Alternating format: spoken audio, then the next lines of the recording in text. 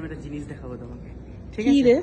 আচ্ছা দেখো, আমি এই দুটো গিফট করেছি, আরেকটা আছে সেটা এখনো বাকি আছে, ওটা কমপ্লিট হলে আমি। আচ্ছা, যেটা বললি ওই নাম দেওয়া, হ্যাঁ, নাম। ওটা কিন্তু একদম ইউনিক লাগলো। বিয়েতে একটা রিচুয়ালস আছে যেটা জল শোলা দিয়ে বিয়ে করতে হয়, এরকম একটা ব্যাপার আছে। তো সেই জন্য আমি সেইটাকে মাথায় রেখে তাই আমি জল শোলা ইউজ করি। আর তারপরে তো থাকে পালক, ঠিক আছে, আমি পালকটা এক্সট্রা দিয়ে রাখি, কারণ হচ্ছে যে মানে যারা লাগাবে পল্লবীদের সাথে আমি অনেক দিন দিয়ে কাজ করি, আমার ভীষণ পছন্দের একজন মেকআপ আর্টিস্ট, আমি প্রায় অনেকগুলোই কাজ করেছি, ঠিক আছে, মানে ভীষণ, আমি যেটা চাই সেটাই সবসময় দেয়, কখনো বার্গেনিং বা অন্য আর্টিস্টদের কাছে কাজে গেছি, বলে না যে এক বলে নিয়ে যায় আর এক দেয়, বা বলে যে কাজ ভালো হয়নি, কিন্তু পল্লবীদি আমার কাজ ভীষণই ভালো লাগে বলে সবসময়। ও যেই মুকুটের প্রাইস গুলো রেখেছে আমার এত রিজনেবল লেগেছে।